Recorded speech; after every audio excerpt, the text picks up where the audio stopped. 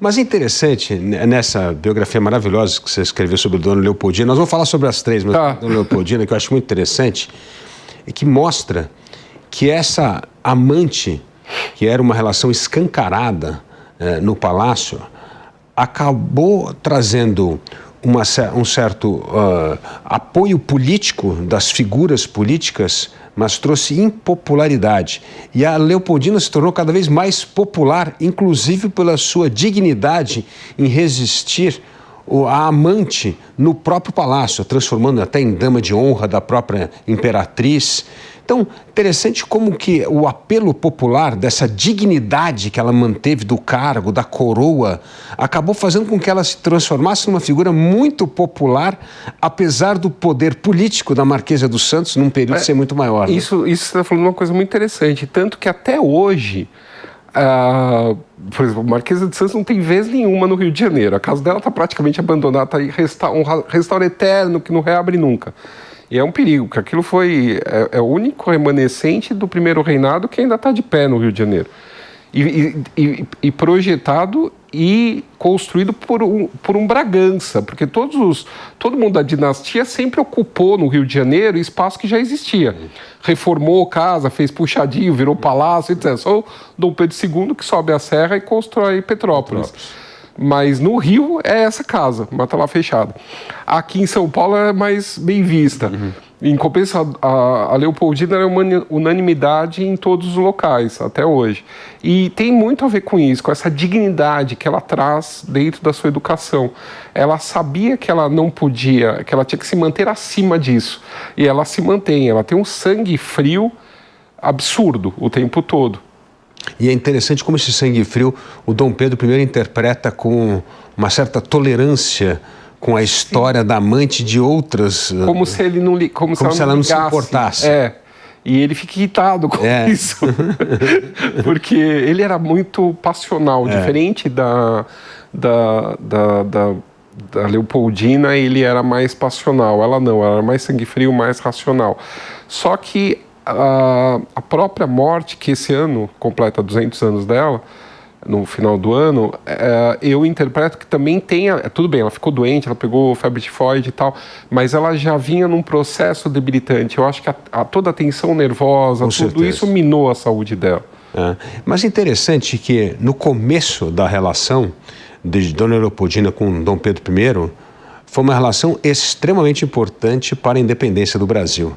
Ela teve uma influência substancial na questão da independência, a ótima relação dela com José Bonifácio, e ela com José Bonifácio pressionando Dom Pedro para atuar a favor da independência do Brasil, foi um papel muito relevante que ela prestou. E nós temos que lembrar, né, Paulo, que são dois jovens, né? Tinham 24 e 25 anos. E o mais velho de tudo era o José Bonifácio, podia ser pai deles. Tinha idade para ser pai deles. Mas naquela época também você tinha uma educação que começava muito cedo e eles eram preparados para assumir papéis relevantes bem cedo. Até 60 anos esperava ter uma vida, né? Depois disso já nem tanto. Então, o tempo deles era diferente do nosso. E eram jovens, mas eram preparados. Ela muito mais do que ele era mais estouvado e tal. Só que ele tinha uma inteligência muito grande. Tanto que ele fala, né, que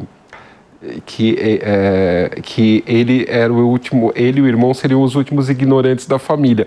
Ninguém que é ignorante reconhece a própria ignorância. Ele via falhas na educação e que ele não queria ver nos filhos. E isso ele bate na tecla o tempo todo, até depois, quando ele vai para o exílio, de cobrar que os filhos se dediquem aos estudos. E é interessante uma passagem que ele fala numa das cartas que já passou o tempo em que a posição estava marcada pelo nascimento, que agora você tinha que provar o que você podia ser, não que você era príncipe e acabou, entendeu? Que o povo não engole mais patranhas. Tipo, não é a questão dos privilégios, né, de nascimento, ele mesmo via que isso já tinha acabado, que daquele ponto em diante, né, por causa do liberalismo, você tinha que ter um ponto de, tipo, ser alguma coisa para ser respeitado. Os dois tinham, tanto ele quanto a Leopoldina. E ela era muito mais determinada que ele, tanto que tem uma passagem das memórias de uma pessoa que viu o conselheiro Drummond, que ele viu a reunião do Conselho de Estado, dia 2 de setembro de 1822, que ela presidiu, e ele fica espantado com a carta que ela redige para o Dom Pedro, e comenta com o José Bonifácio. O José Bonifácio responde, ela devia ser ele.